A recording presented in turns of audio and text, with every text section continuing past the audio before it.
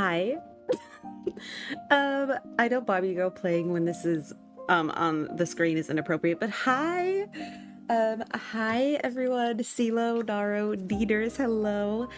Um, I sent out the notification for my stream a little late. I feel bad. Miss PowerPoint? Yes! We're back with another PowerPoint, but this time we're gonna be talking about P. Diddy.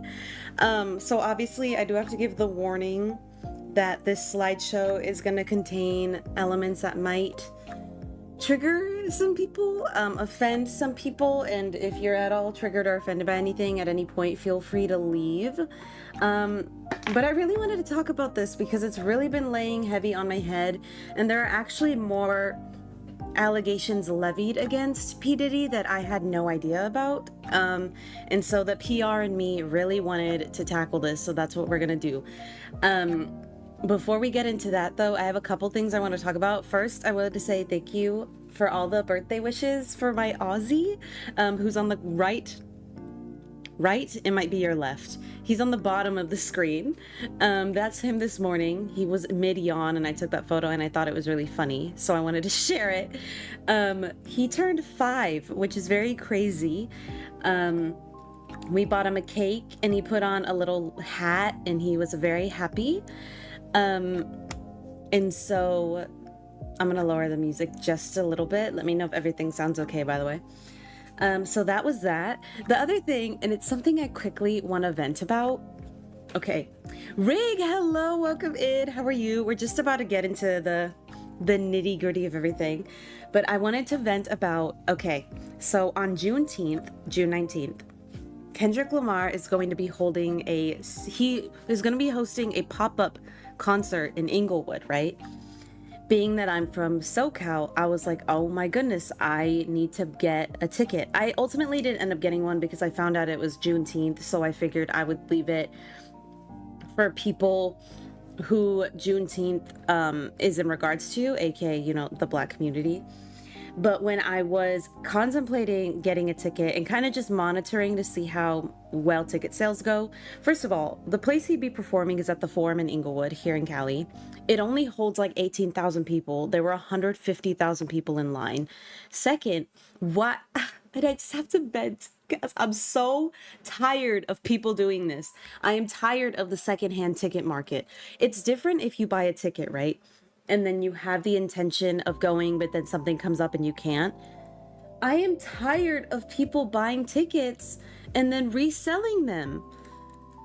Yes, reselling for profit. I'm so sick of it. I saw so many people reselling, and honestly, and I don't know if I'm reaching with this, but what made it worse for me is obviously I mentioned it's on Juneteenth because it's to celebrate, you know, Black culture, Black people.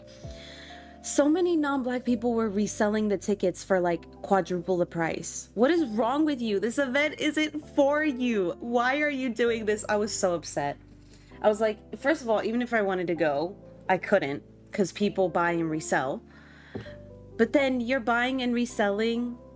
I don't know. It's just, I was so disappointed. And I knew it was going to happen because right now Kendrick is at his height. He's modeling for Chanel and everything. And then Drake is making cover songs of Hey There Delilah on a fake Jamaican accent. It's a mess.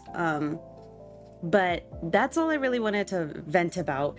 Now we're gonna obviously get into the PowerPoint. Obviously, I want to mention here the disclaimer, which says, you know, this story is gonna contain a lot of harsh elements. So if it's not for you, oh my God, 𝐼𝐫𝐞𝐝, he really is. He's out there being a freaking mess. But we're just gonna get into it. And I titled this The Real Rap Devil because when you figure out just how insane P. Diddy is, and some examples which I didn't even put on here, which I'm recollecting now, it's really bad, but we're gonna go ahead and get into it. This here is someone we're going to be talking about named Cassandra Ventura. This is obviously P. Diddy, and this is another big case which was levied against P. Diddy by a former, I believe, producer by the name of Lil Rod. So let's just get into it. Also, by the way, though, I hope everyone's been doing well. I hope you're all doing okay. Do let us know if you're doing well, and if you're not, I'm sorry. I do hope you feel a lot better. And also stay safe. I know there's a lot of like sicknesses going around, like a new variant of COVID and the cold and the flu, and also bird flu. What the F? So please be safe. If you're prone to being sick, if your immune system's really bad, please take precautions as necessary. And if you're sick, you know, wear a mask or stay home. It's not that hard. You're fine, period. All my friends are fine. So our first slide, obviously is and also, can y'all see that okay? Or do I need to like zoom in? Do I need to like zoom? Oh, I don't like that. I do not like that. Hold on, let me see. What if we do this? Does that help? It's the same. Joe, hello, Pookie. Hi. You just made it in time, Joe. We're just about to start talking about it. Presentation mode would look nice. Okay. I don't know if I can get it in presentation mode. I'm gonna try. Hold on, y'all. We're gonna try to do this. Hold on. Am I stupid? It's gonna be really big. Oh, it works. Okay, let me make my video tuber smaller. Hold on. Let me cook. Let me cook. I'm gonna put me like right here. How about that? Yes, beautiful. And then 𝐼𝐬𝐬𝐿 might have to become smaller. Hold on. There, my small king. Actually, we'll put him over here in the corner, like up here. Actually, we'll remove him. Y'all have seen him. Goodbye, Oswald. Thank you for the idea, period, Neaters. I'm blind, so I'd say zoom in. Okay, this is better. Oh, someone's streaming? Whatever you wanna... Oh, he's streaming at the same time. If you want to head over to his rig, that's fine. I know he had mentioned about doing a concert. I'm assuming with the regulars. So if you want to head on over there, that's okay. No one's ever obligated to stay. If you want to like and leave or lurk, everything is on you. His name is not Otis. His name is 𝐼𝐬𝐬𝐿. Please. But he is a chunker. But let's go ahead and let's get into it. Sean P. Diddler, it's Diddy, but I called him Diddler because that's who he is. 𝐼𝐽𝐬. I'm actually going to move my video tuber over here for now. There we go. She's going to move around throughout the stream. We're just going to deal with it. Diddy, who was born Sean John 𝐼𝐽𝐬 on November 4th of 1969, making him a Scorpio. Later renamed himself to Sean Love 𝐼𝐽𝐬, grew up in Harlem, New York. So, and he kind of grew up in a rough kind of life. His father died when he was a young child, and his mother ended up relocating to Virginia, I believe, Mount Vernon, Virginia. Don't clock me on that. I'm not good at geography. It's a zodiac sign. And he actually has a sister, which I didn't know. I didn't know that P. Diddy had a sister. Very smart of her to be out of the limelight considering where things are at.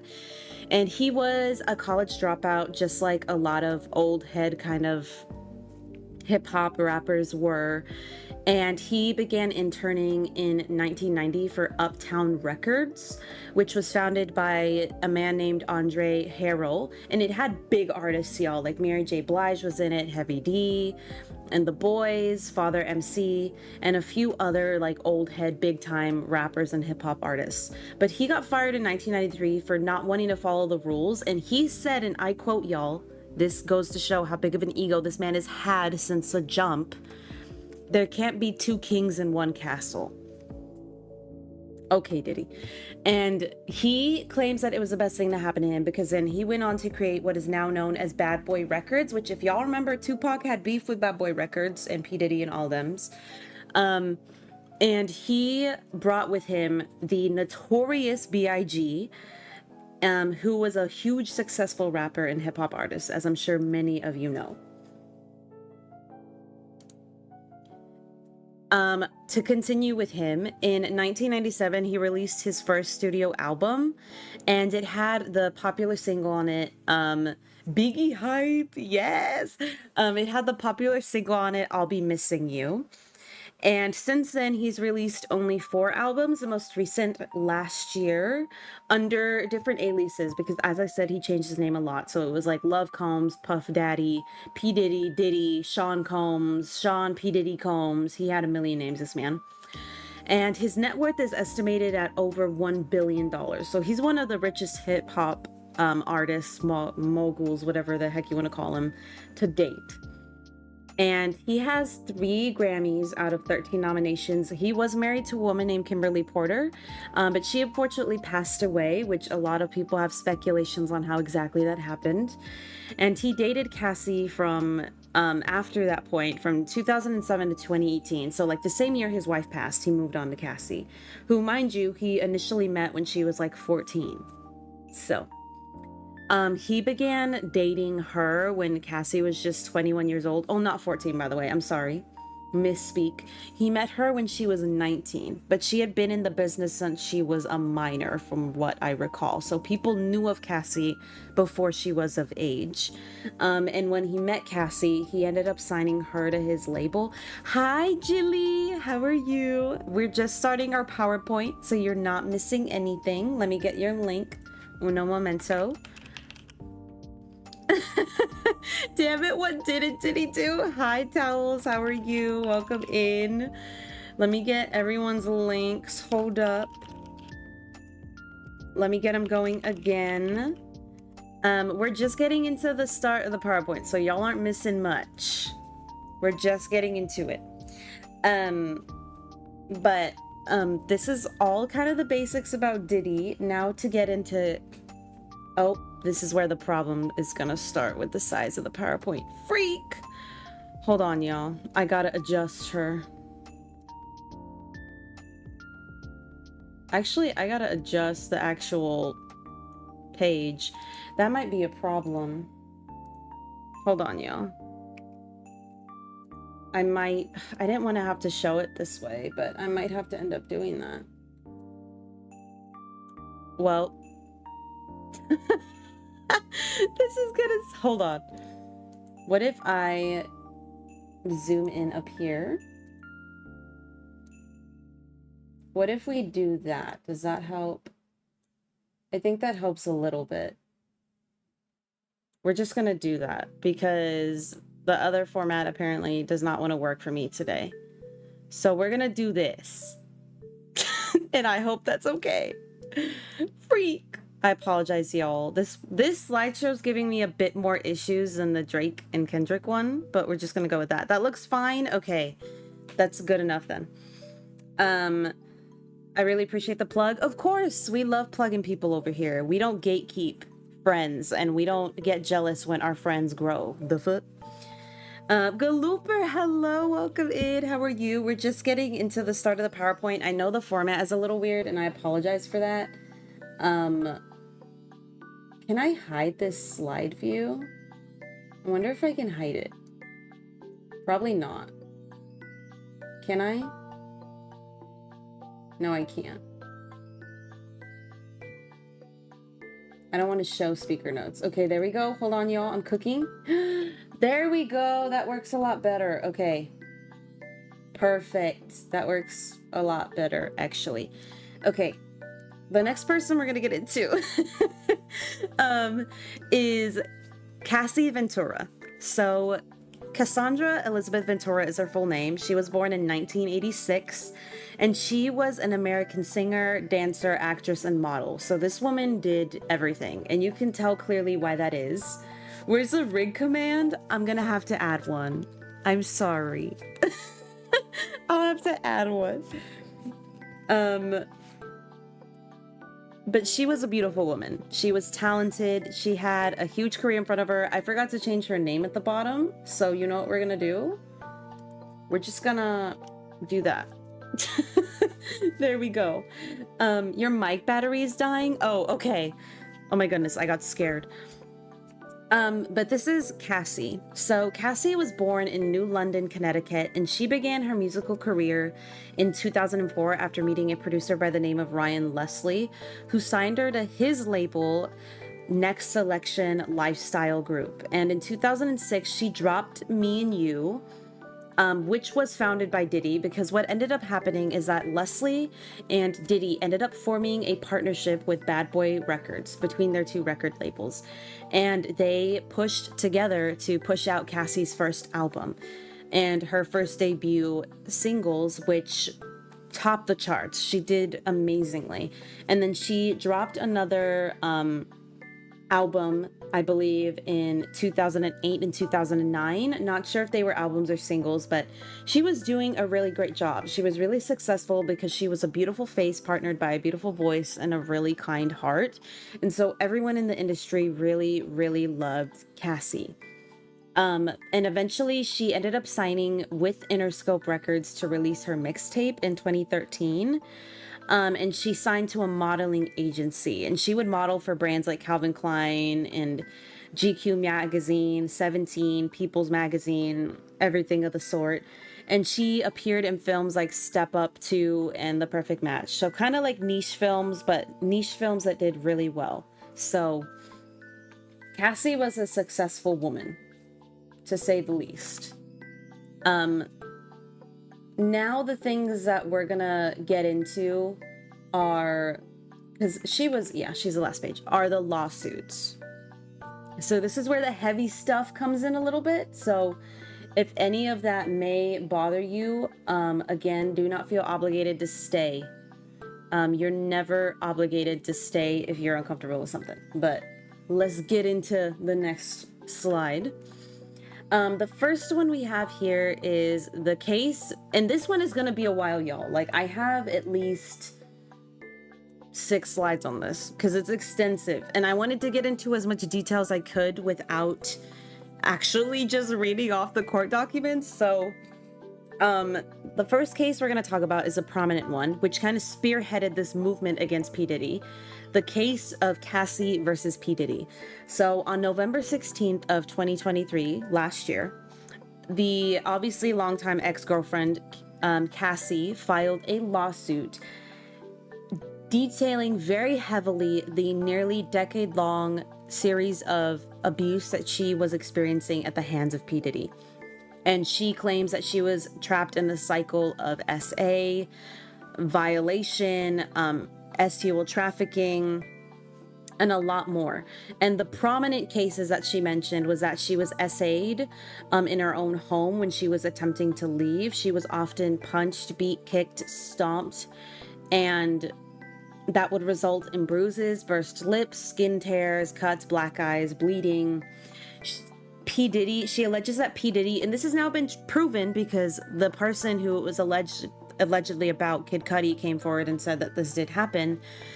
P. Diddy allegedly blew up a man's car after learning he may have been romantically linked and interested in Cassie. He forced Cassie to engage in acts with male S workers while he would, and I didn't know how to say this without it sounding terrible, but while having a go at himself and filming the encounters, so he has the footage. He would run out of his apartment with firearms in pursuit of rival industry executives, and he would make Cassie carry the firearm, which is something that he would repeatedly do with the women around him, because it's actually something he did with Jennifer Lopez, which I think we're going to discuss a little bit later. He also forced and introduced Cassie to a lifestyle of alcohol and drugs to satisfy his own addictions. Hi, Hunter. You did come in at an interesting time. Hi. We're just getting into the thick of it, so you're not missing much just yet. We're kind of just discussing the general allegations. He would also determine how Cassie could dress, how she could act, how she could display herself. Like, I don't know if people who know Cassie remember, but she used to have her beautiful black long hair, right? When she shaved her head, when she had a mohawk, oh, don't forget to hydrate, thank you. he made her get that haircut because he wanted her to be less attractive and appealing to the other men in the industry. And something that just broke actually just like a couple weeks ago, which we kind of talked about. Hi, Cam. Welcome in. How are you? I got you, boo. Something we talked about is that P. Diddy ran drunk out of a hotel room and was in pursuit of Cassie, who was trying to escape, which we could tell by her attire, by her demeanor, and he caught up to her, unfortunately beat her and dragged her back into the hotel room. Ready for the Diddy talk? We're getting barely into the starts of it, girl. So again, continuing with Cassie and Diddy. Cassie met P. Diddy in 2005, and she was freshly 19, whereas P. Diddy was 37 years old. Imagine your 40-year-old father coming home with a 20-year-old girlfriend. She was the girl in the hotel video. She was. Yes, unfortunately. Imagine your father coming home with a 20-year-old girlfriend and he's like 40.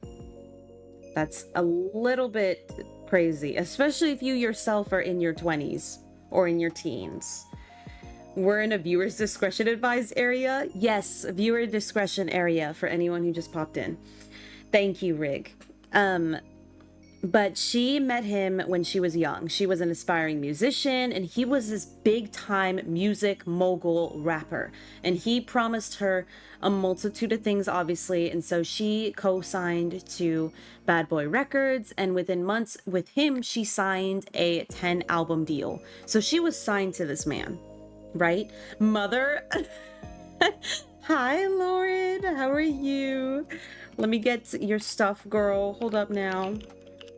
I got you. I don't know which one it's gonna be, so I'm just gonna use those both. How are you? Fun fact, she wasn't into him. Yeah, he just kept showing up where she was and tricking her, which we're gonna kind of come to figure out. And so in August of 2006, Cassie released her first self-titled album, with Diddy producing the project and also featuring her biggest song, Me and You. And she was actually in a relationship with the producer, if you remember, Ryan Leslie, who had initially signed her from 2004 to 2007. So from the minute she was 18, she was dating older men. So she had been a victim, unfortunately, of the industry. And Diddy was interested in her romantically, and he wanted her from the jump, from the moment he met her.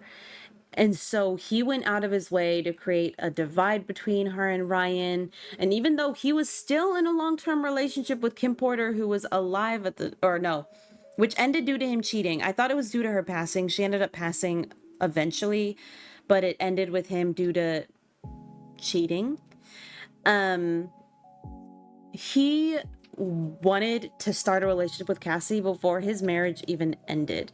And he, at times when they were working on projects, would not allow Ryan to be around Cassie. And he would be flirting with her, forcing her to do drugs. And obviously Cassie was young, so she was impressionable. And she was scared because, again, Diddy was this huge name in the industry. And he had a lot of wealth and a lot of power. And he would show her how he had the ability to control everyone else, which in turn meant to her, like, he could do the same thing to me. So he ultimately, she had a sad life, but now she's doing well. She's married. She has a child. She has $30 million, period. So she's doing a lot better, but obviously that's something that never goes away. And my heart is with her and any of his other victims, which we're going to talk about. Some of them. Period. Exactly. Period. Take his money. And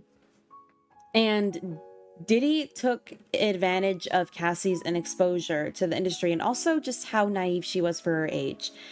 According to her lawsuit, he basically, I say entrenched, that was really loud, I apologize. He forced himself into every aspect of her life. He would coerce her into romantic and sexual relationships, the main one being with him, despite her disapproval or her disgust.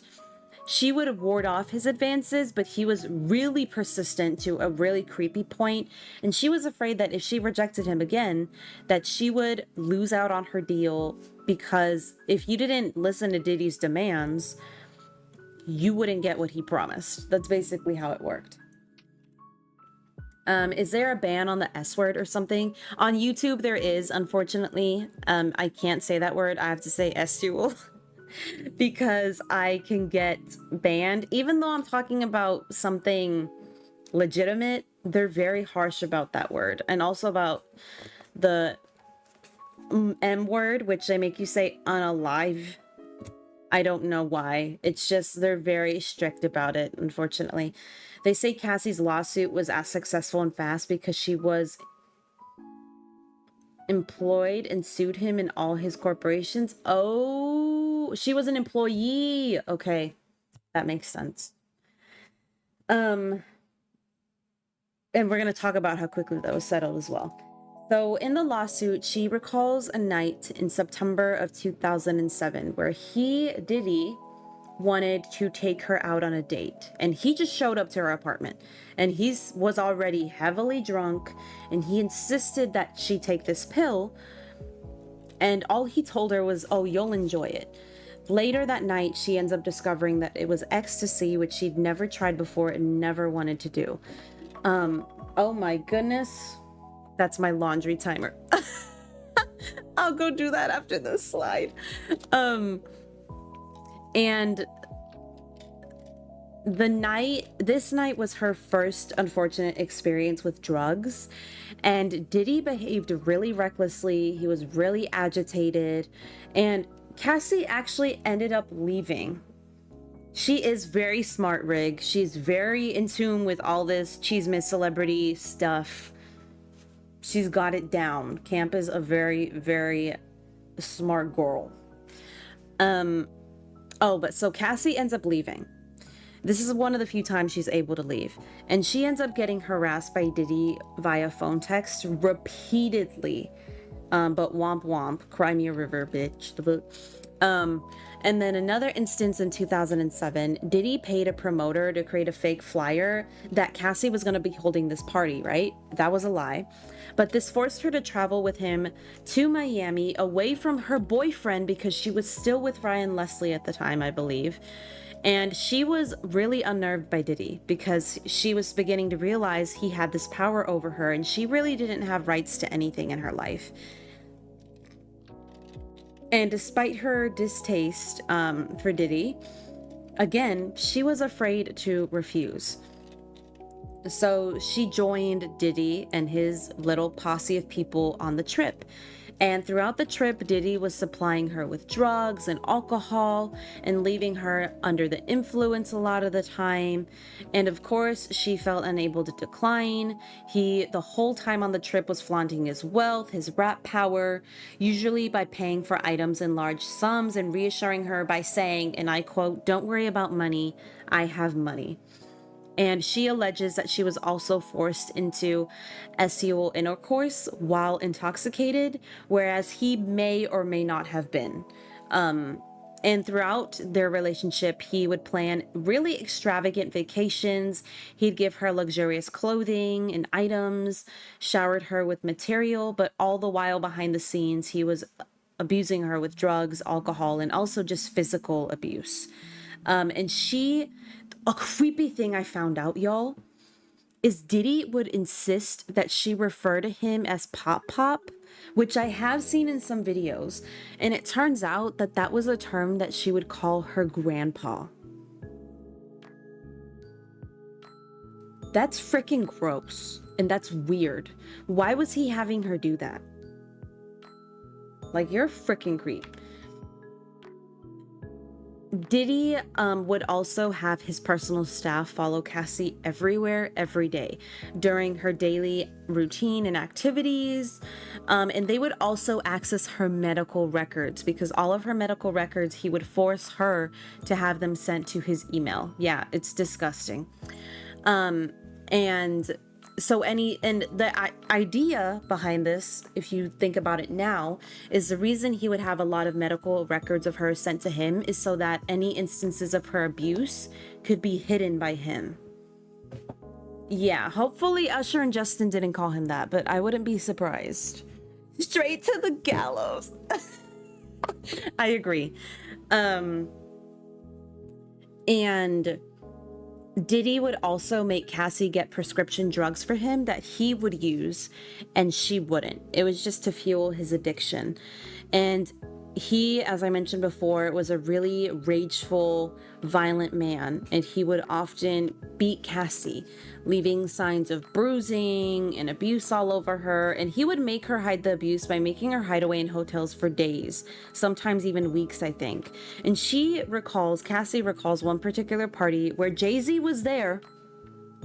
Jay-Z's another man who allegedly has a lot of nasty history under his belt. 𝐼𝐬𝐜𝐿𝐻, we won't forget.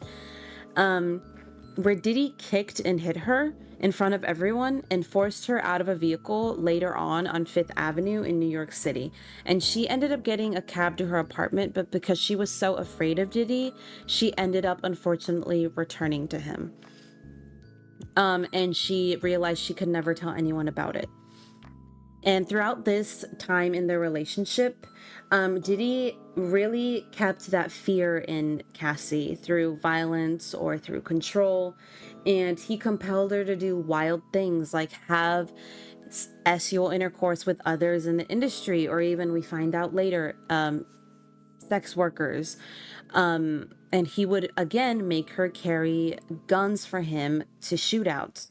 Another incident she describes was regarding a party in LA in 2009, where she was having conversations with another music producer, who we might now know as 𝐼𝐽𝐿𝐼𝐻.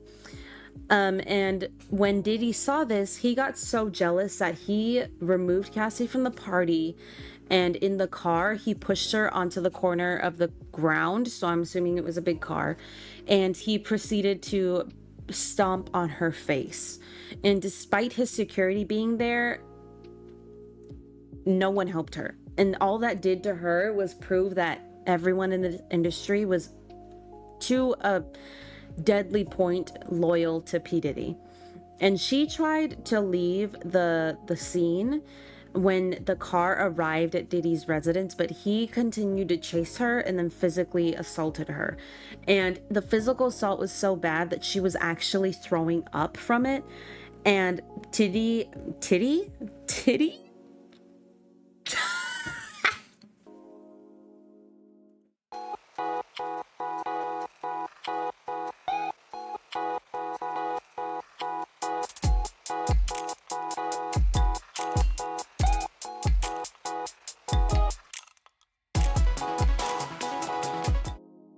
I drank some water. Hopefully that helps. Diddy ended up sending all of his staff away because he realized how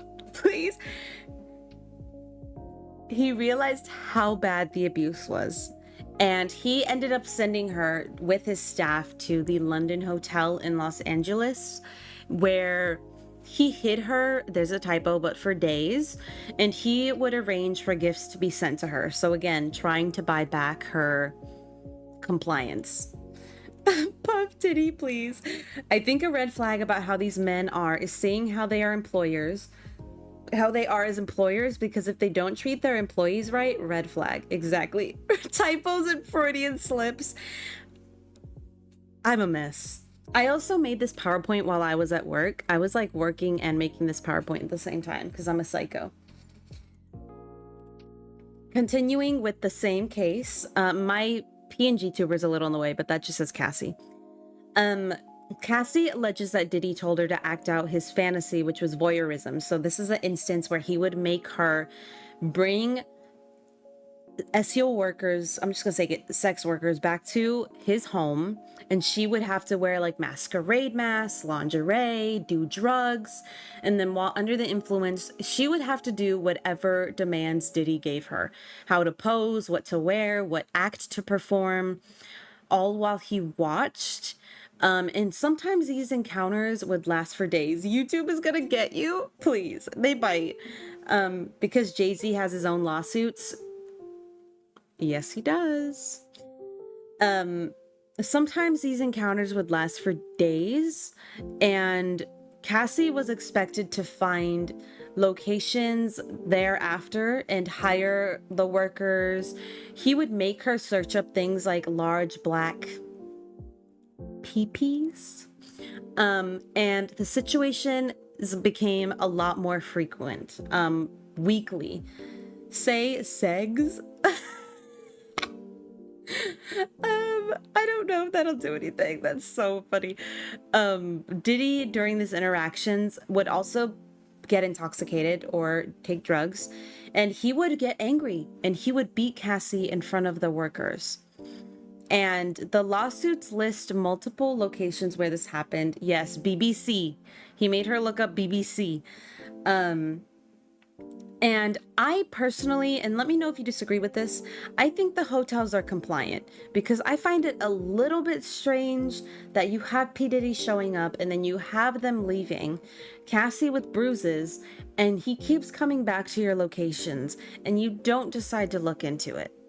And you have video footage that you are now only releasing now that your hotel is going out of business, which implies that P. Diddy made you hide it for him. If I was Cassie, I wouldn't win after Diddy, but also the hotels that hid the evidence, because y'all got me messed up. But the hotels included Trump International Hotel, who's surprised, the London Hotel, the Intercontinental Hotels, and a few others.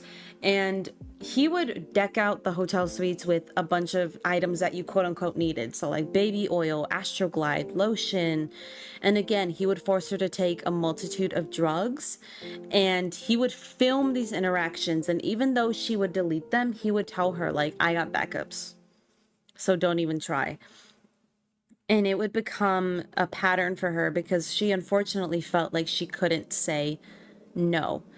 And he would sometimes even get her security to corner her, as with her 29th birthday dinner. And obviously, Cassie tried to escape multiple times. He would use his connections to lure her back. But during a brief breakup of theirs, Cassie actually dated Kid Cudi, which I didn't know. And Diddy figured this out. He was livid, and he allegedly charged at Cassie with a corkscrew, and she panicked and ran to Cudi's home. And she inevitably returns to Diddy because, again, she feels like she has no choice.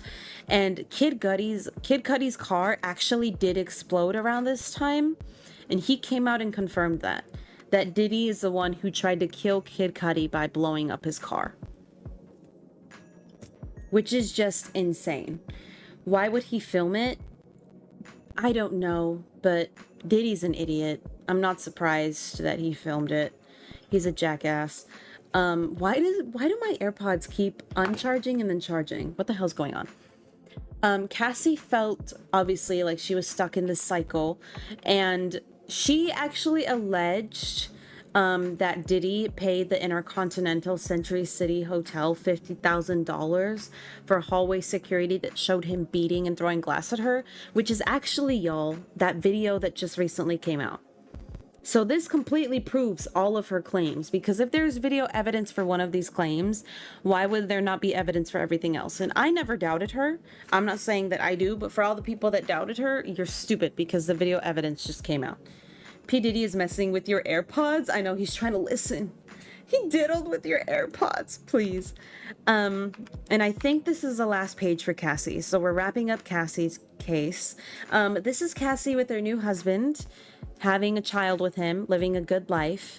This is obviously a snippet from the video where Diddy goes out to get Cassie. I'm not going to play it because it makes me really upset. If you would like to see it, you can go out and look for it yourself. It's online. And then this is Diddy's apology. It looks so punchable. It does. I wish someone would punch him. But in her last year of hell, Cassie was determined to leave Diddy, and they had actually arranged a dinner in 2018 where she was gonna discuss separating with him, but she ended up returning to their apartment where he forced his way onto her, and he allegedly essayed her despite her screaming at him no, which is something that she continues to suffer emotional distress from. And she ends up somehow managing to leave, and now obviously in 2023 she came forward with her lawsuit asking for 30 million, and asking for lost wages and opportunities, earnings, mental anguish, emotional distress, physical abuse, legal fees. Young Miami trying to distance herself. Yeah, she's stupid. We're about to get into her too. She's not innocent.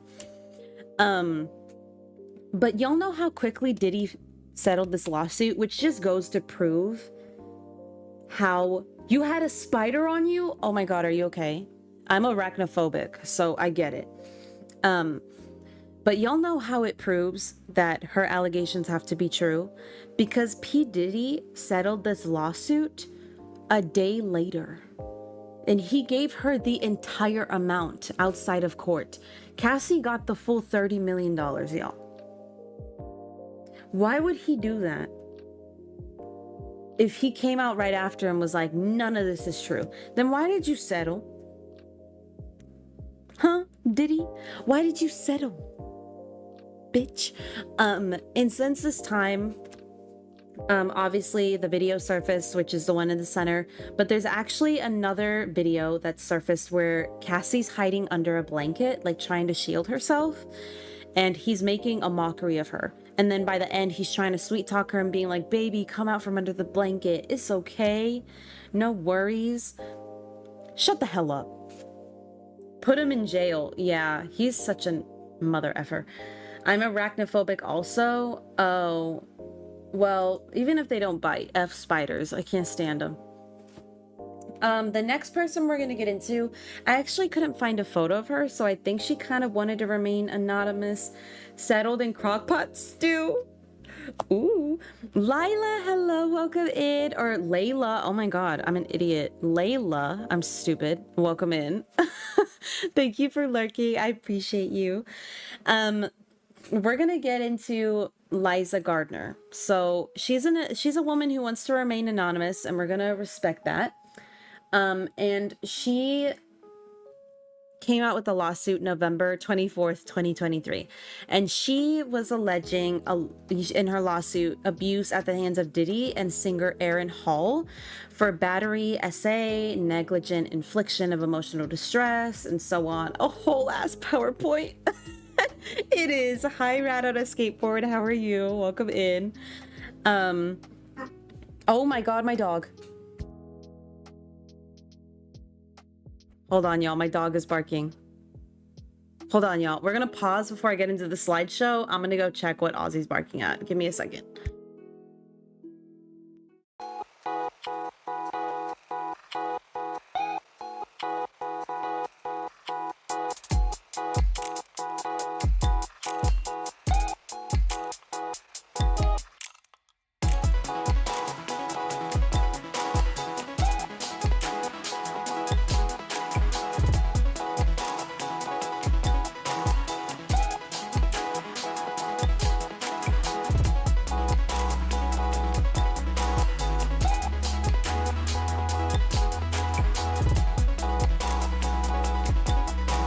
I'm not sure if y'all can hear that, but there is a stranger at my door, so give me a moment.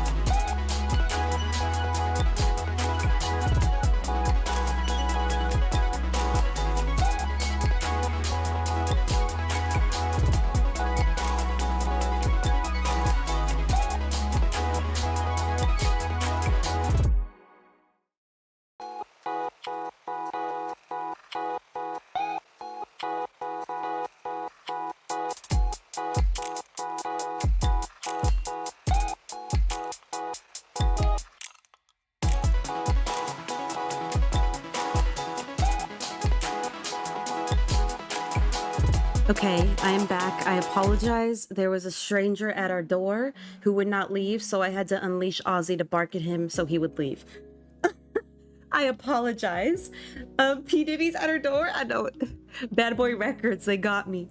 Otis, stop. Yeah, it was a stranger, but I'm okay. Judd, hi. I apologize. That took a minute. It was like a solicitor, and we have something on our window that says like work from home, do not solicit. But they come to my door anyway, and so I just let 𝐼𝐲𝐿 bark at them like a psycho, and then they leave. I farted. Hello, welcome in. How are you doing? Bumblebee, I love that. How are you? I hope you're doing really good. We're just about to get into the second lawsuit against P. Diddy, so let's go ahead and let's get back into that. I apologize for that unwanted distraction. 𝐼𝐬𝐿𝐿 Gardner, who again, I couldn't find a photo on her. I believe she goes anonymously by photo anyway. She's alleging battery, essay, negligent infliction of emotional distress at the hands of Diddy and singer Aaron Hall, and she filed it within the time frame of what is called the Adult Survivors Act and details an event that actually happened in 1990. So 𝐼𝐬𝐿 and her friends were invited to New York, by close friends who were members of a chart-topping group signed to MCA Records. And she was from North Carolina, and she recounts like how different the environment was, and that she met up with Diddy and Aaron at the offices of MCA where the event was held. Our dogs bite. I'm about to. And Diddy and Aaron were very flirtatious with her. They offered, hey, I'm walking here.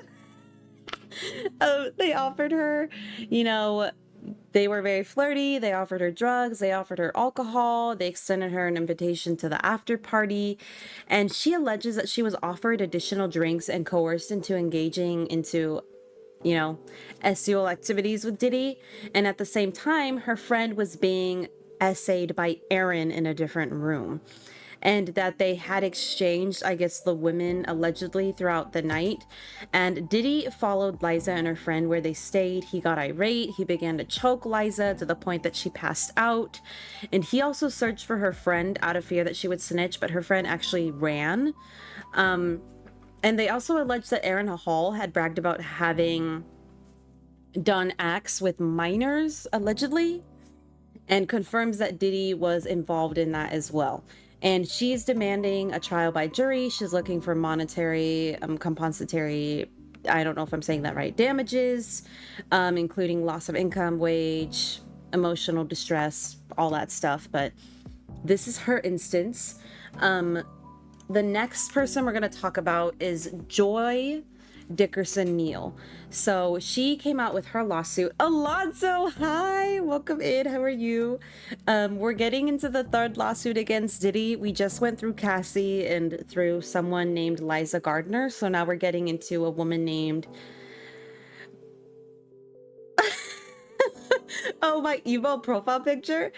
Yeah, it's the fish looking back in SpongeBob. I thought it was really funny, which is really bad because this is the email I use when I get jobs, like job emails. So when I'm exchanging emails with people, that's what they're getting. Maybe that's why no one's hiring me. Is there any doubt anymore that Diddy has at least some knowledge of Tupac or Biggie? I am of the firm belief that he killed them, but that's just me. Oh, I can't say that word. That he unaligned Tupac and Biggie, but that's just me. Is there hey, can't stay but can't wait. Thank you so much, Storms. I appreciate you. I know you were streaming earlier as well, I believe. I hope it went well, or if you're still streaming, that it's going well. The new channel PFP is nice to you. Oh, thank you. Real? My Google pictures is cat? Yeah, maybe that's why people aren't hiring us, because our profile pictures, like, they look at my picture and they're like, what the hell is that? And it's a fish from SpongeBob. But anyway, Joy Dickerson Neal, she filed her lawsuit on November 23rd of 2023, so last year. And she was coming down on Diddy, on Bad Boy Entertainment, on 𝐼𝐬𝐞𝐫 Enterprise LLC for being drugged, essayed, abused, and being the victim of revenge porn, which she filed it within the time frame of the New York Adult Survivors Act. So apparently Biggie wanted to leave Diddy. Oh my goodness, Camp, you know too much. You know too much, Camp. I'm gonna get into that. Jory, she at the time, mind you, was a college student at Syracuse University. She was studying psychology, and she was also kind of looking to make steps in the music industry. So she worked odd jobs here and there between school, and she actually met Diddy by working at one of her many jobs. And when they met, he made so many advances at her, but she had heard his reputation with women, so she, obviously being a smart girl, rejected him. But in January of 1991, she felt forced to meet him.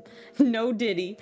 She felt forced to meet him. Your alma mater? Oh my God. Period. She felt forced to meet Diddy in New York City, but she chose the Wells restaurant in Harlem because she knew the employees there.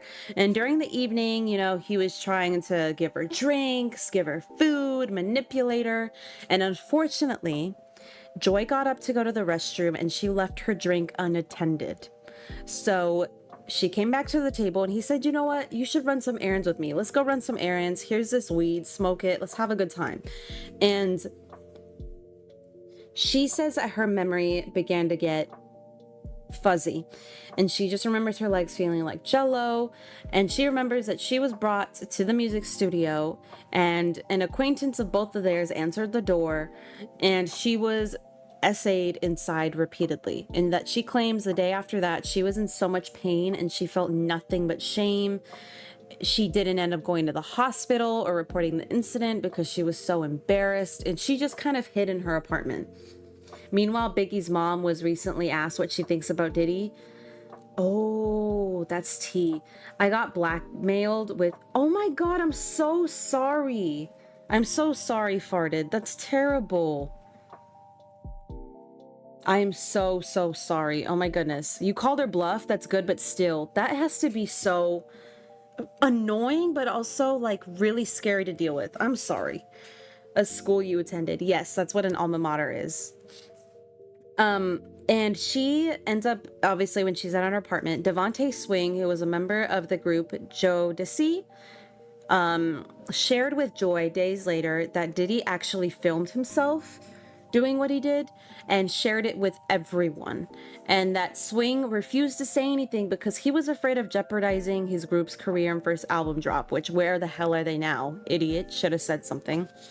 And Joy thereafter, she suffered a lot of emotional distress. She had clinical depression, insomnia, bad grades. She had thoughts of, you know, unaliving herself. Unfortunately, she went through bullying, and she attempted to file reports against Diddy and spoke to several prosecutors, but law enforcement said she needed witnesses to press charges, and everyone was too afraid to speak up.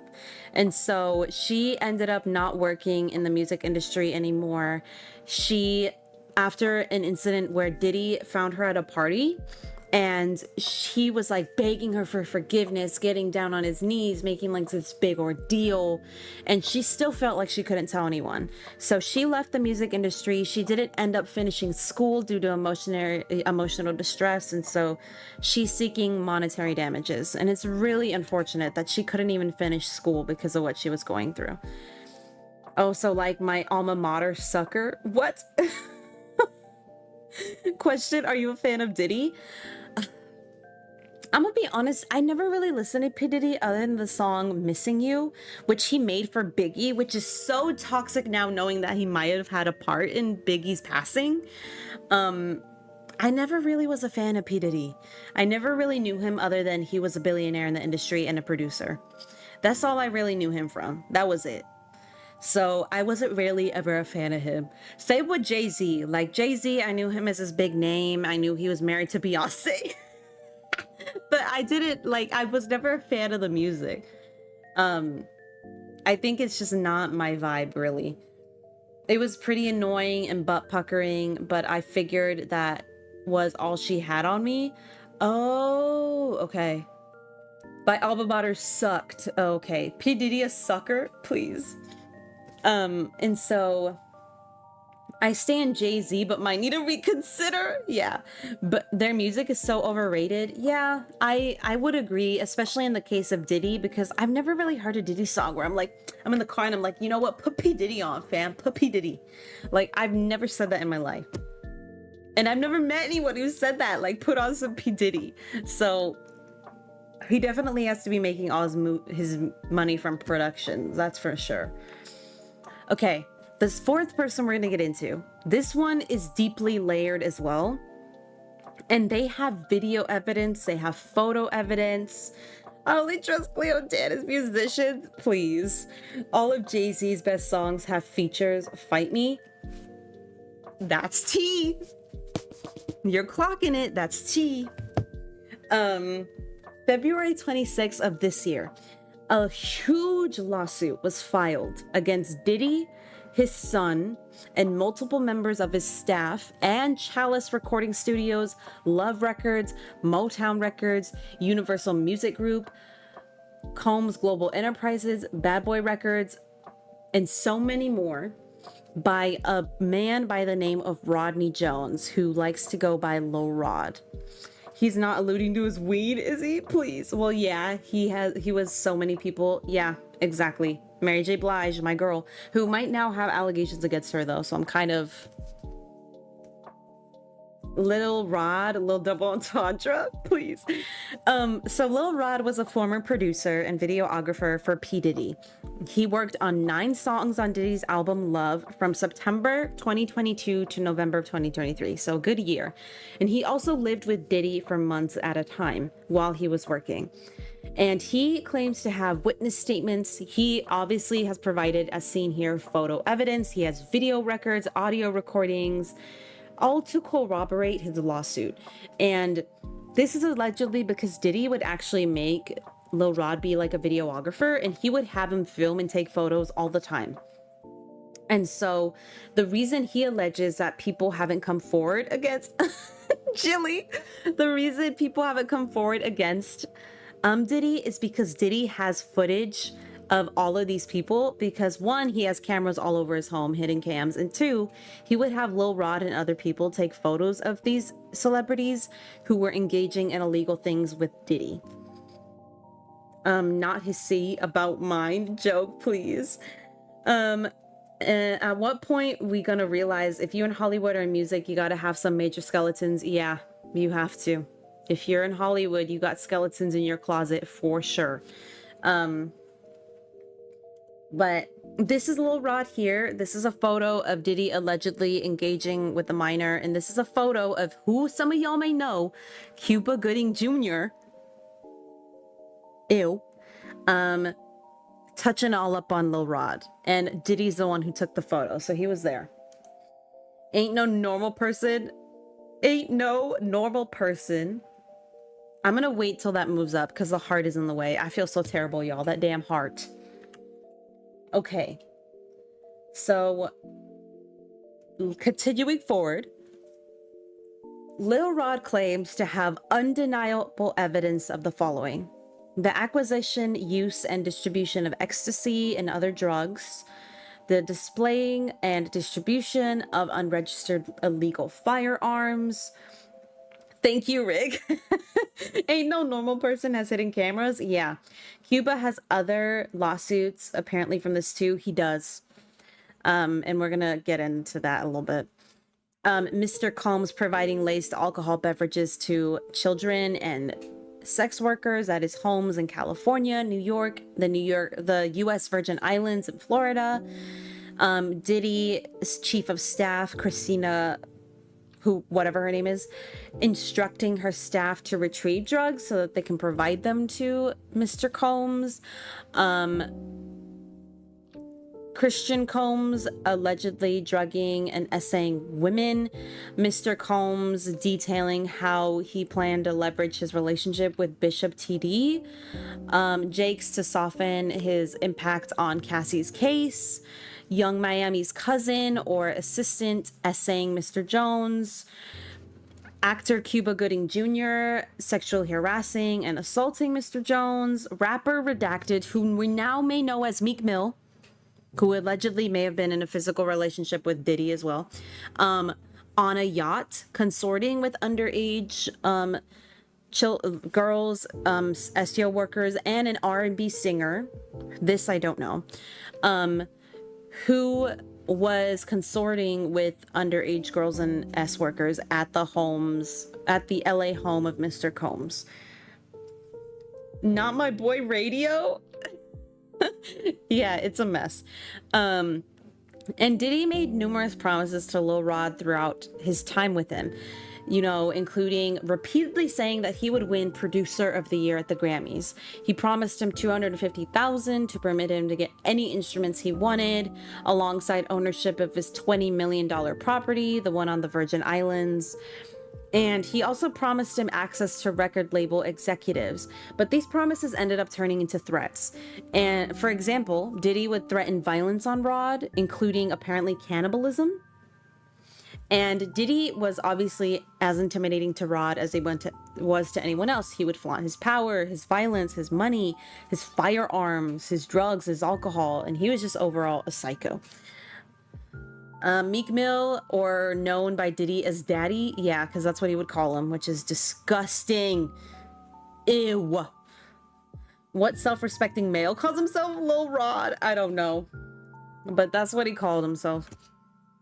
And then here we have Lil Rod alleging about an incident in 1999 where there was actually a shooting at a nightclub. Yucky! There was a shooting at a nightclub in New York City with rapper Cheyenne. I'm saying it wrong. Cheyenne? I don't think that's Cheyenne, is it? If it is, oh my goodness. And allegedly his girlfriend at the time, who was 𝐼𝐻𝐿, who a lot of people don't like now because she's cocky and says she can sing better than Beyonce, which is crazy, carried a gun for him and passed it along to him when things started getting heated. And this is the articles discussing that here. This is actually the link to the article. And this article here is discussing how 𝐽-Lo herself may have been a victim because Diddy was very adamant about being with her. And he didn't want to leave her because he had abandonment issues. And so he would kind of follow her everywhere the same way he did with Cassie. Continuing with Lil Rod, this here does have crime scene photos. I don't know if I'm gonna get in trouble for this. YouTube, this is up on news pages, videos. This is up on articles. Please fight me. Maybe it's fake. We don't know. But in September 2022, there was essentially a shootout between a man named G, Diddy, and his son Justin, where they were walking throughout the studio. They were having heated conversations, and then it went into the restroom. And once in the restroom, Lil Rod, who was sitting about 2 feet away, heard multiple gunshots ringing out. Diddy and his son come out, and then Diddy approaches Lil Rod and basically says, when the police, you're going to call the police and you're going to tell them that there was a drive-by and that this man G walked in here and started bleeding out in the restroom. That's what you're going to tell them. And because Lil Rod felt like he had no other choice, that's what he did. And so the crowd gathers around and Lil Rod is trying to resuscitate G. He's trying to help him, but there's, you know, I'm not sure if G survived or not. If anyone knows, do let me know. I couldn't find anything of this. But Lil Rod claims that he still has the clothing G wore that day, which may or may not have the blood and evidence on it. And he provided the below photos to show the incident. And this is actually the photo from the actual lawsuit. So that's that. I don't want to linger on this page too long, but that's just to show that he has the photo evidence. Even if dude's got a Tic Tac dong, you gotta name yourself like Long Schlong. I love that name, Long Schlong, please. But continuing forward, while living with Diddy, Lil Rod claims to have been a victim of constant and unsolicited groping, sexual harassment, and SA by Diddy and others. I said the word, didn't I? Oh well. This is something serious, okay, YouTube? Leave me alone. I did my research on alleged things, okay? I'm not going to jail. And he was forced into working environments like Diddy's bathroom, where Diddy would walk around nude.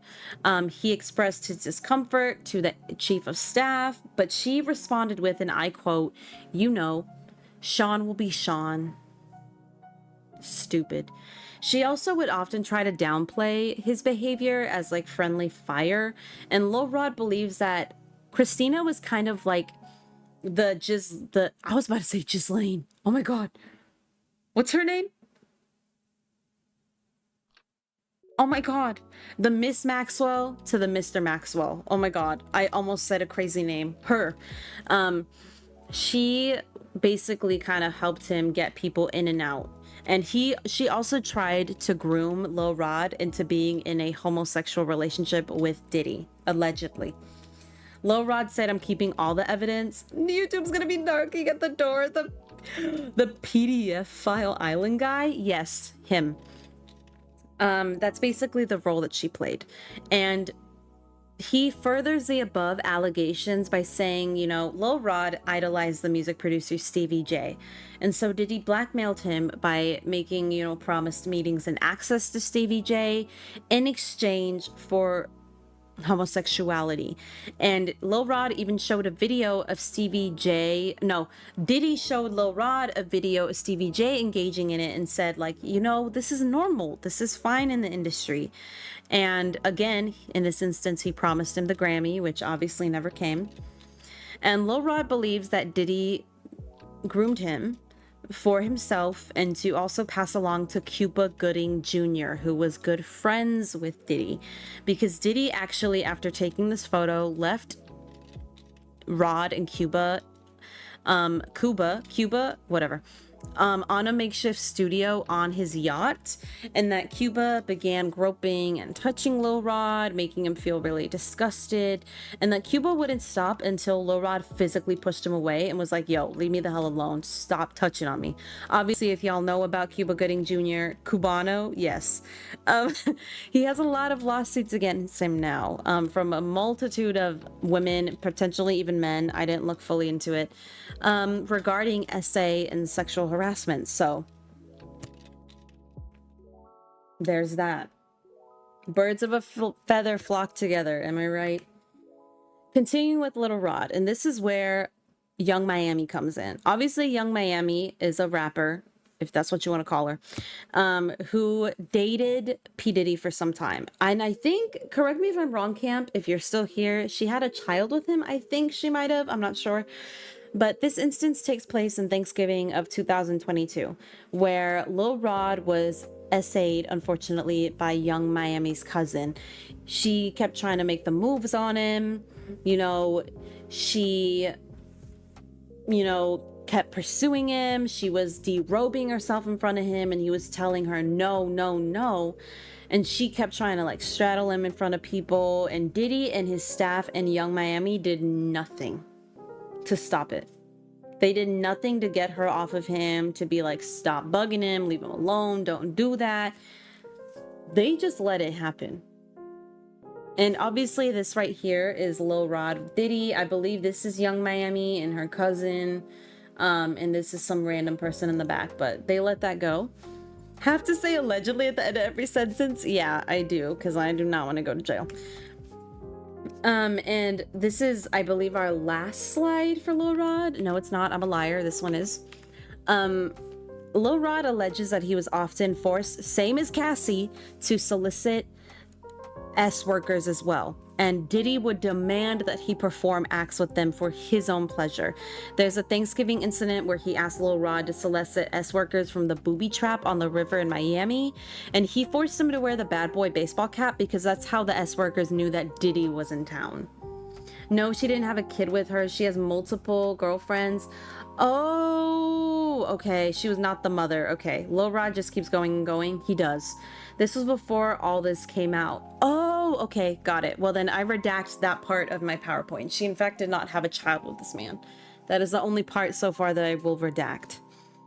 But this incident we're talking about with Lil Rod took place on Thanksgiving, again, where he had him go solicit workers, forced him to do things with them. February of 2023, he pushed Lil Rod to bring more workers to his home, and he allegedly, unfortunately, drugged and raped. No, let me not say that word. Oh my god. I almost said it. He drugged and SA'd apologies. I do not want to trigger anyone. I'm not saying that word. S.A. Lil Rod, because Lil Rod woke up in the nude, confused in a bed with two of the workers, and he recalls kind of wandering around the house kind of dizzily because he couldn't really tell where he was. It may have been the after effect of the drugs. And this happens again, allegedly, in July of 2023, when Diddy's hosting a quote-unquote listening party, which he hosted a lot of these, and this included his son Justin, a redacted R&B artist, allegedly Meek Mill, unfortunately underage people, workers, and this is the party where he shows us the photos. And again, Lil Rod woke up not knowing where he was. And he also alleges that he was never compensated for his work. He was never given the $29,000. He was never given the home. And he spent 13 months and thousands of hours working for Diddy. And so he was asking for $50,000. Let me speak correct. He took to social media to ask for it. And apparently he got threatening letters and messages from Stevie J and other people around Diddy. So there's that. Continuing on, and this is where it becomes evident why Diddy hasn't been caught and why people are saying he's in cahoots with the FBI and the police force in certain places. Lil Rod is alleging that in his lawsuit, he talks about someone named Fahim Muhammad, who's an individual that Diddy told his staff to always contact if they ever got into trouble in Miami or California. And Lil Rod believes that Fahim spoke to the police after the shooting with G and other instances and convinced the police to let it go. Also, he's alleging that Christina Karam orders all the assistants to keep Diddy high off gummies and pills. She made Lil Rod carry around a pouch of it. He's alleging that Diddy had hidden cameras in every room of his home, which is why he has so much incriminating evidence, allegedly, against different celebrities, music label executives, politicians, athletes, and so on. And he is demanding, Lil Rod is demanding a trial by jury and is after monetary and or economic damages for loss of past and future income, compensation, emotional anguish, mental anguish, and so on. So we don't know, I think, how much he's demanding, but this is where his court case sits right now. I know this one was a little heavy. I apologize. My job, customer service, my passion, 𝐼𝐬𝐬𝐿. Exactly. Thanksgiving guests, the turkey. Oh my goodness, rat. Oh my God. Oh my God. Okay, number 5. And this is a big one that I wanted to talk about. First, I do want to say, though, before I talk about Justin Bieber, Justin himself does not identify as a victim. So I think it's inappropriate for people to go forward to him and be like, speak out, if he himself doesn't identify as a victim. And even if he does, and he's so traumatized that he doesn't want to speak out about it, he doesn't have to. And I think people need to learn to respect victims' boundaries, even if they themselves do not identify as a victim. Dude, if I or someone with my bank account did half of this ish, we'd be under the jail. Exactly. It's insane what people get away with money, or when you have money. So Justin Bieber. Justin Bieber met Diddy when he was 14 years old, and Diddy signed him very young. And there's a lot of video and photo evidence pointing to Diddy's inappropriate behaviors with Justin, including photo and video evidence. And there's a creepy video, actually, of Diddy interacting with a 15-year-old Justin Bieber. Let me skip this song because I don't know what the hell this is. Okay. Where Diddy's acting inappropriately with 15-year-old Justin Bieber. And he says the following. I have the whole quote here. He says he's having 48 hours with Diddy, where we hanging out and what we're doing, we can't really disclose. But it's definitely a 15-year-old's dream. Mind you, Diddy's 14 at the time, or 40, Justin's 15. He continues by saying he's signed to Usher, and I had legal guardianship of Usher when he did his first album. So he's basically implying he has a legal guardianship the next 48 hours over Justin. There's another video taken months after where Diddy confronts Justin about not answering his phone calls. There's a video where Diddy does a pat down to Justin, making sure he's not mic'd up. And there's allegedly a video that's come out now of Justin when he's 17, I believe, allegedly, where he is very under the influence. And this football player, I believe is it Odell Beckham Jr.? No, I need to look up who it is. Hold on, y'all. We're gonna look it up. Let's see who it is. I'm scared what's gonna come up. If something terrible comes up, I apologize. Who was it? Odell Beckham. It was. I was correct. I did my research. Where allegedly Odell was essaying a drunk Justin Bieber. And a woman is taking... There's video of it. Obviously, I'm not going to show it. It's really disturbing. I haven't watched it since I first saw it for the purpose of this PowerPoint. But he sees the camera and he stops. I'm not going to say what other details are in it. If you want to go watch it, please do at your own discretion. Actually, please don't. But if you do, it's at your own discretion, okay? It's disturbing, at least for me. Yeah, there's video evidence of this 𝐼𝐽𝐬. It's nasty. And so, allegedly, there's that. I don't want to play it, obviously. That's terrible. The last person I want to talk about is Usher. So Usher obviously found Diddy when he was also very young. He was only 14, or Diddy found Usher. And a resurfaced Howard Stern interview with Usher from 2016, Usher says the following, basically. I got a chance to see some things. I don't know if I could indulge and even understand what I was looking at. It was pretty wild. It was crazy. There were very curious things taking place, and I didn't necessarily understand it. And then Stern follows up by asking Usher if he would send his own kids to Puffy Flavor Camp, which was like a mentorship program, which is so crazy to even say. And Usher quickly follows it up by saying, hell no. And allegedly, the same things that were happening to Justin Bieber years later happened to Usher. And the sad thing about that is Usher is the one who introduced Justin to Diddy. It's very sad. Obviously, the home raid happened March 25th of 2014, so of this year. And first, before I get into that, I do want to get into this apology on the side, which comes from Diddy against Cassie's case. And this is what he had to say to Cassie before he made his actual quote-unquote apology in response to the video. This was his first apology. He said, enough is enough. For the last couple of weeks, I've sat silently and watched people try to assassinate my character, destroy my reputation and my legacy.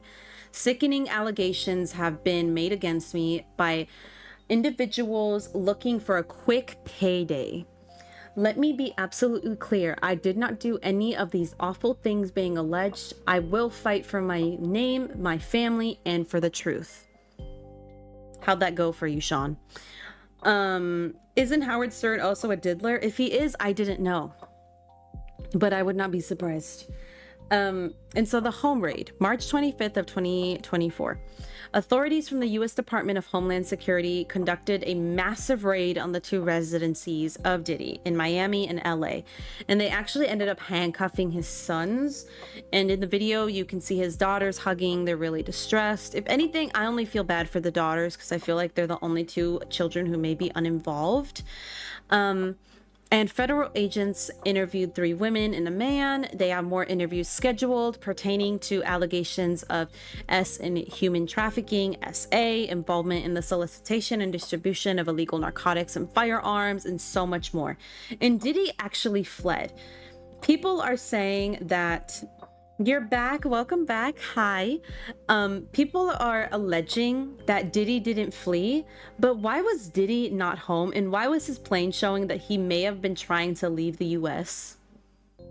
And at the time of the raid, TMZ actually published a video showing Diddy pacing outside a customs office at the Miami airport. But again, if you remember, according to Lil Rod, Diddy has connections in Miami that help keep him protected. And Diddy's response after all of this was deny, pay off Cassie, deny, apologize for the video only, because that's what he does in his apology. He's like, I apologize for what you saw in the video. I'm gonna have to watch the rest later. No worries. Please have fun with your kid. And I appreciate you for being here.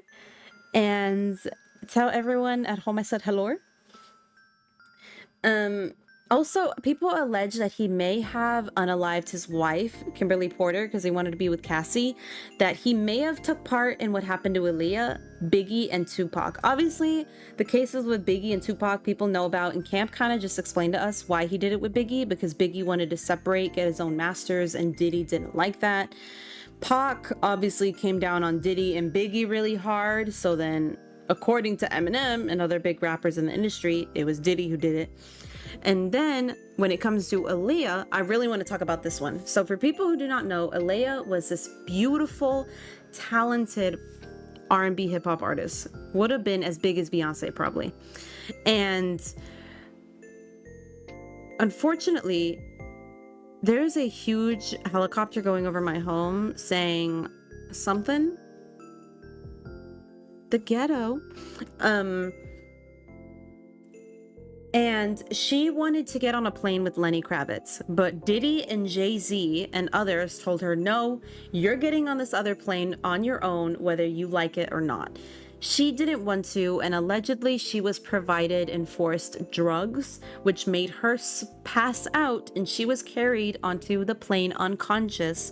Not the one with Lenny Kravitz, but the one without him. And her plane later mysteriously crashed, whereas Lenny's made it safe, even though they were only a certain distance apart.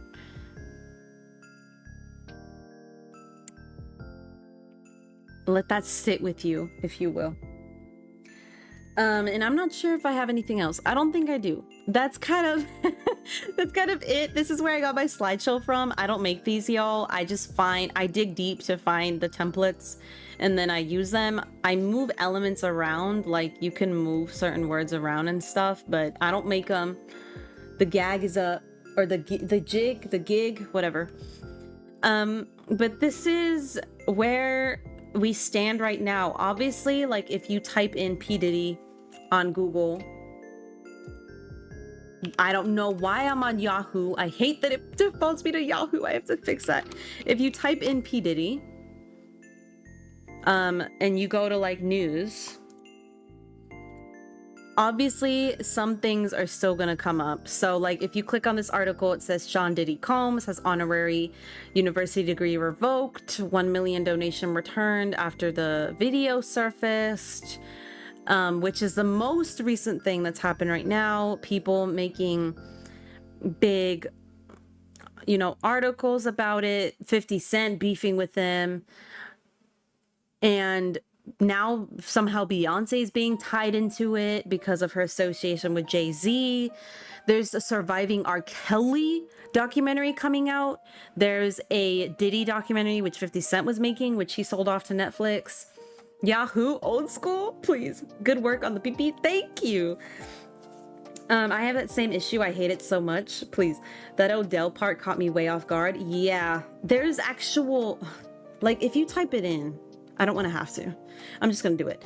But you'll see here, like, people aren't going to stop talking about P. Diddy. Like, it's a lot. But if I type in, like, Odell, Beckham Jr., Justin Bieber, I spelled it wrong. But there was, there's a viral video that has surfaced. And again, I'm not going to play it. But someone recorded it. If you want to look it up, it's at your own discretion. But people have talked about it a little bit because it's something that just came out and is just like popularizing itself. So, I mean, stuff is out there and you can tell the effects that Diddy has on people with Justin when he went through his phase, Usher through his, Cassie, all his other victims. And so my only hope is that people get avenged. I am going to end my PowerPoint here. Obviously, my next stream is going to be a lot more lighthearted. It's going to be Coral Island, but we are going to be talking about myths. I want to talk about the Leviathan because I saw on TikTok that people think it's coming back. It made me deep dive into what the Leviathan is, so I want to talk about it. And then I also saw a TikTok about someone getting lost in the Denver airport, and so I dug into the Denver airport conspiracy theories, and I want to talk about those. So we're going to talk about those the next stream. Hopefully I have time for everything. If I don't, we'll only pick one. I have videos planned, actually. I have a video filmed of me, because I did restart my Animal Crossing Island because I'm an idiot, of me hunting my first 3 villagers that I picked. And then I have a island tour that I filmed of me visiting a friend's island, which I'm very excited about. And so I'm going to be releasing those hopefully sometime next week. I'm going to get busy editing today, that's for sure. After I go grocery shopping, that is. But I hope you have a great rest of your day. For anyone watching this now or later, I appreciate you. Even if you just came in to like and you left, or if you lurked, I appreciate you as well. I know my PowerPoints are on heavy topics, but I like talking about these things. I think it's important. So, and it also kind of removes the veil of celebrity idolization a little bit, which I think is important. I will be back next Saturday, I think. My mother texted me 4 minutes ago. Oh, no. Should I buy this olive tree for $27? What is she talking about? I'm so sorry, y'all. Please grant me a moment. Oh my goodness. My mom is texting me pictures of her at Ross. What is happening? La Rose. I'm gonna go and get some lunch for me and my brother, probably. Get some coffee. I will actually update you all really quickly on my health situation.